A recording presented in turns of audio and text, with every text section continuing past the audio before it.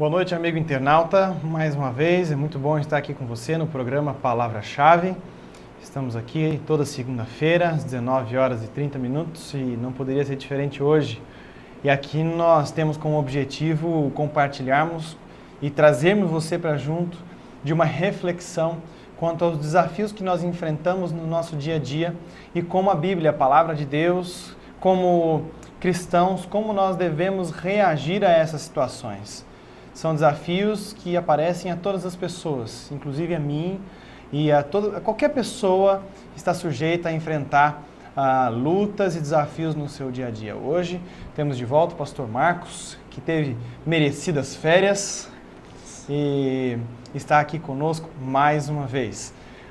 Nós temos um breve vídeo que nós vamos assistir com você, muito rápido, bem objetivo, mas com uma mensagem, uma reflexão muito direta e profunda.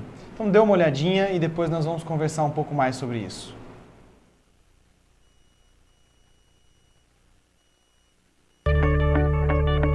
O que é a igreja? A igreja é um prédio? A igreja é o pastor? Ou seus auxiliares? A igreja é a música?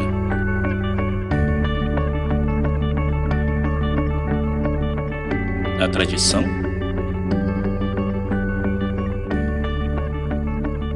Ou os ministérios? Todas essas coisas são boas, mas elas não são a igreja. Tire elas e a igreja ainda existe. Por quê? Porque você ainda está aqui. A igreja é você. A igreja é você com um propósito de amar a Deus, de amar aos outros. A igreja é você com uma missão de ligar o que não está ligado a Cristo e juntos crescer em total devoção a Ele. A igreja é você com um plano de estar ligado a Deus, servindo, liderando uma célula na comunidade, usando seus dons e paixões e transmitindo a sua fé àqueles que não conhecem a Cristo. Quando você e eu vivemos dessa forma,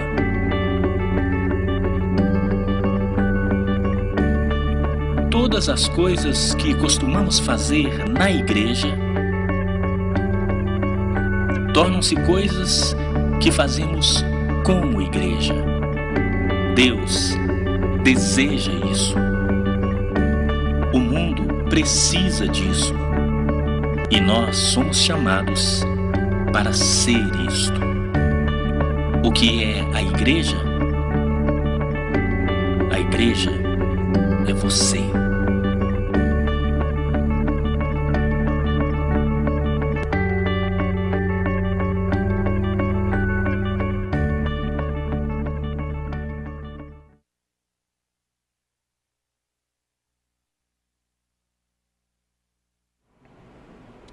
Muito bem, uma reflexão muito objetiva, muito didática e bem explanada através dessas figuras, desse roteiro que foi apresentado, e isso pode instigar em mim e você algumas perguntas que merecem respostas, até mesmo porque essas respostas existem.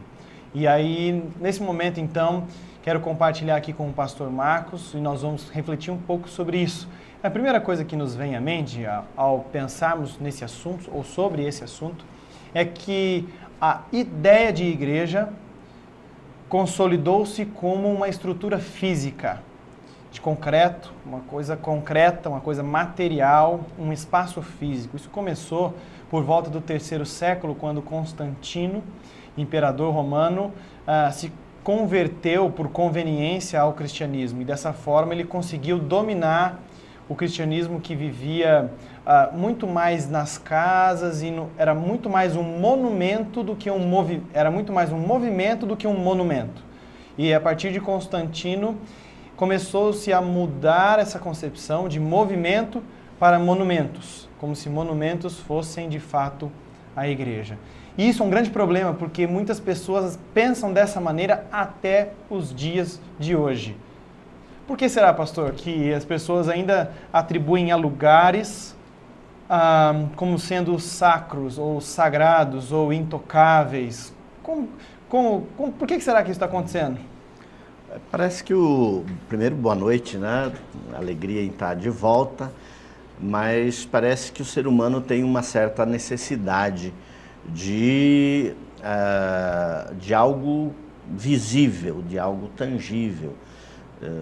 Isso acontece em todas as culturas que você possa olhar.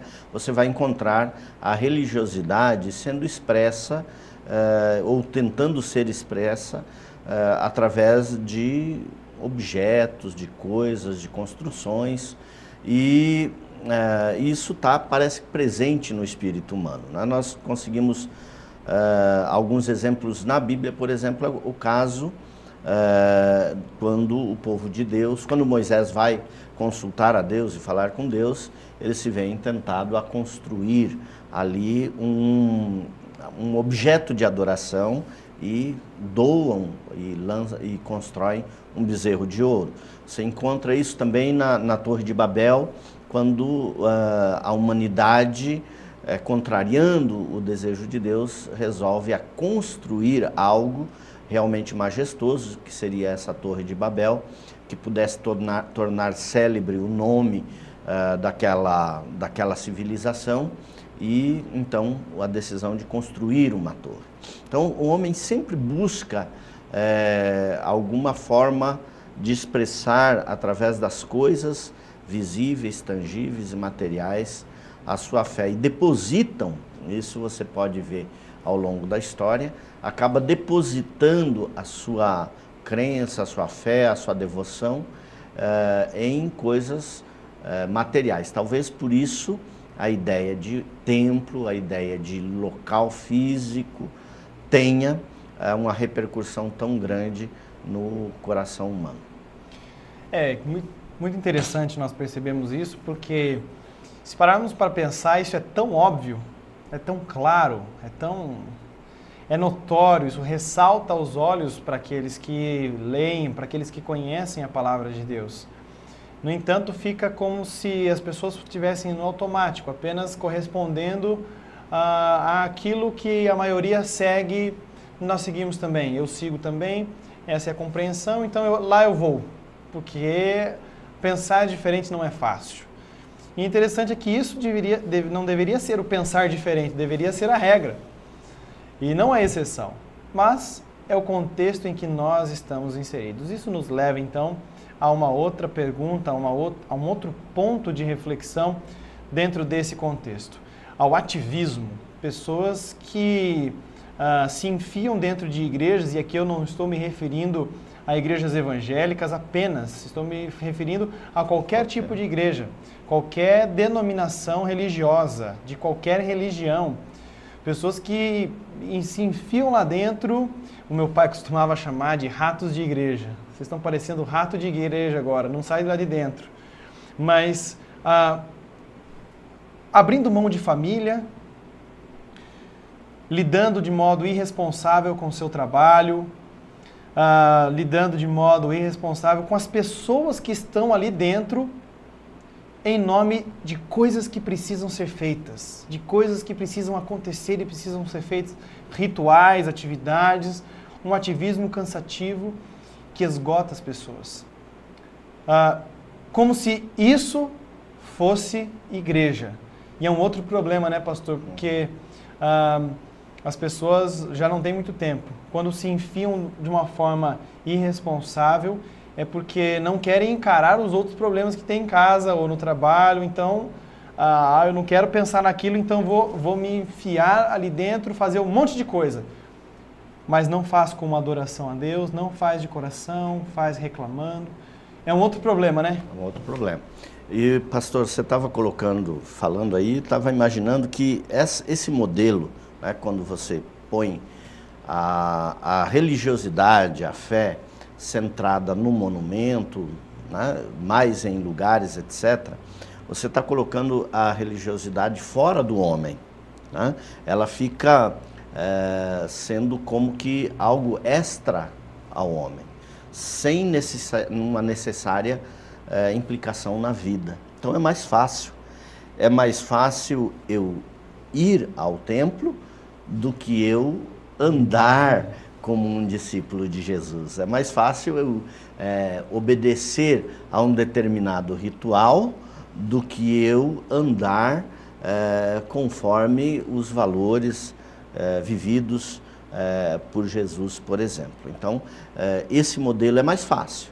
Você tira do seu ombro a questão do compromisso. Você circunscreve, limita seu compromisso a determinadas coisas e eventos, sem nenhuma implicação à vida, né?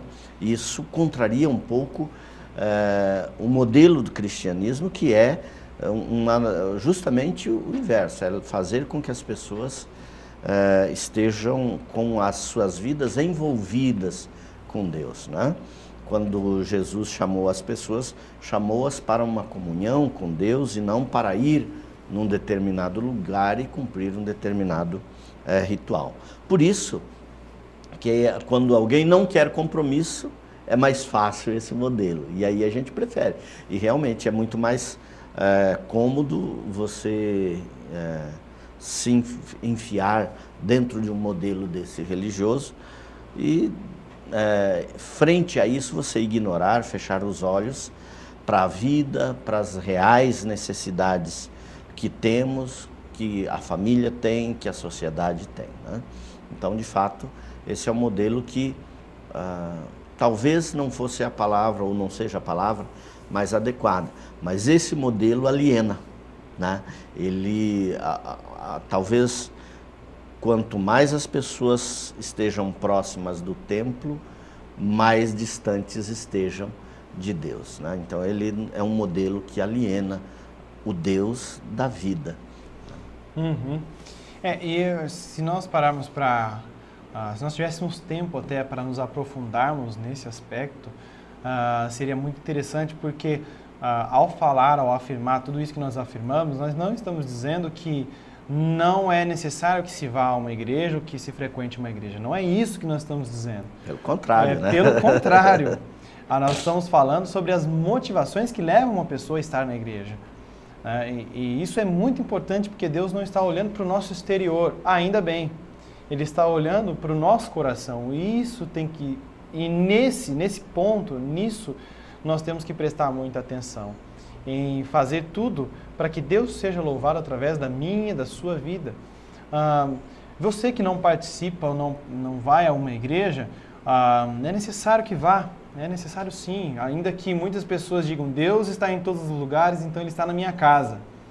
É claro, é verdade, mas essa é uma verdade dita pela metade. Isso é uma verdade absoluta, mas ela não está completa. É necessário sim que haja comunhão, que haja convivência, ainda que com pessoas que não te agradem muito. Isso sim, se faz necessário. Porque que vantagem tem nós nos relacionarmos apenas com pessoas que nós gostamos, ou que amamos, ou que fazem exatamente o que nós queremos que elas façam? Nós não exercitaremos nada no nosso caráter, no nosso temperamento, na nossa vida, nos nossos princípios. Continuarão na mesma. E num caso como esse, eu não posso deixar de citar o Nelson Rodrigues, quando ele disse que toda unanimidade é burra. E é nesse sentido. Uma pessoa sozinha pode ser unanimamente burra, se é que existe essa palavra. Então, nós temos que tomar cuidado com isso. Temos sim a necessidade de ir, de se envolver, mas as motivações do nosso coração devem ser verdadeiras, certo? Isso então nos leva a uma segunda questão, um segundo aspecto que foi levantado nessa reflexão que nós vimos logo no início, que é com relação ao princípio, o significado da expressão discípulo, aquilo que nos faz seguidores de Jesus. Nós já falamos alguns programas atrás que discípulo é aquele que segue o seu mestre procurando cumprir exatamente ou pisar exatamente onde ele pisava, seguir os seus passos precisamente. Mas nisso há algumas implicações no ser discípulo e temos muitos desafios nos dias de hoje. E aí nós temos que pensar no seguinte: se somos discípulos de Jesus, será que estamos seguindo exatamente os mesmos passos que ele seguiria? E aí, pastor? Em modo geral, é claro. Como é que nós estamos nos dias de hoje? Na realidade... Está triste? Está triste. Se você olha para a sociedade como um todo, né, você vê um distanciamento de Deus, enfim. Uma sociedade que cumpre a profecia de que o amor se esfriaria de quase todos. Você vê os valores terrenos sendo imperativos na sociedade e você vê menos pessoas de fato envolvidas com Deus. Então, o cenário é o seguinte: a religião se multiplica, mas a vida com Deus não exatamente na mesma proporção. Por isso a ilustração trazida fala daquela questão de que você é a igreja, né? Quando você tem um propósito, quando você tem um compromisso, quando você tem um plano de servir a Deus. Então o cenário é realmente de um cenário de multiplicação de igrejas, de grandes concentrações, de igrejas jamais imaginadas, de templos erguidos em proporções jamais imaginadas também. Faraônicos, né? Por outro lado, isso aí nem sempre representa riqueza espiritual genuína, né? Então o que a gente não quer é, o que você colocou com muita precisão, né? Por que eu vou até determinado lugar e com quem eu me relaciono lá, né? Então isso é muito relevante nos dias de hoje, né? Não importa onde você vá, o tamanho do templo ou o lugar onde ele esteja, importa que você saiba por que você está indo e com quem você está se relacionando. Muito bem. Estamos falando sobre isso porque no último final de semana, de quinta-feira até domingo, ontem, nós fomos na Igreja Presbiteriana Independente aqui de Cosmópolis, muito desafiados nesse sentido. Nós contamos com a presença de irmãos, parceiros norte-americanos, 7 pessoas que estiveram aqui para caminhar conosco e partilhar um pouco da sua experiência missionária, compartilhar conosco um pouco daquilo que eles têm vivido na sua comunidade local. Algo muito belo, algo muito simples, algo muito verdadeiro, algo muito sincero. E nós tivemos a oportunidade de sermos realmente desafiados a mudar os princípios daquilo que é aparentemente mais importante, aquilo que visualmente se destaca, para um estilo de vida que tem muito mais a ver com o movimento e não com o monumento, né? Esses irmãos são parceiros do Ministério Alfa, Curso Alfa, que tem sua origem na Inglaterra, em Londres, e tem já alcançado muitos países, mais de 60 países já foram alcançados por esse projeto. E, pasme, na Europa, um lugar onde as igrejas são fechadas, os templos estão sendo negociados para se tornarem pubs, ou McDonald's, ou Pizza Hut, esse projeto tem ajudado a revitalizar e restaurar muitas igrejas. Se é bom em vários lugares, deve ser muito bom para nós também. E eles vieram partilhar um pouco dessa visão e das experiências que eles têm tido. Pastor, alguma coisa que te chamou mais a atenção nesse momento em que nós tivemos na igreja com esses missionários? Algo que mais, de repente, o impactou nesse sentido? O senhor gostaria de compartilhar? O que mais trouxe impacto para mim foi o fato de eles viverem o Evangelho de forma genuína, simples, né? O Evangelho de Jesus não é um caminho cheio de segredos e passos, e nem algo restrito ou preparado para alguém que seja mais destacado que os outros. O Evangelho de Jesus é um evangelho simples, para a vida, para o dia a dia, para a segunda, para a terça-feira, para o trabalho, para casa, para a família, para lidar com as coisas, para lidar com o mundo, para lidar com as pessoas. É nesse ambiente de vida que o Evangelho entra. E a forma como eles apresentaram isso, sem nenhum segredo extraordinário, né? Mas simplesmente uma vivência verdadeira, real do Evangelho, isso acho que trouxe o maior impacto. Talvez seja essa uma das grandes necessidades que a gente tenha hoje. E ficava muito notório mesmo essa questão da simplicidade.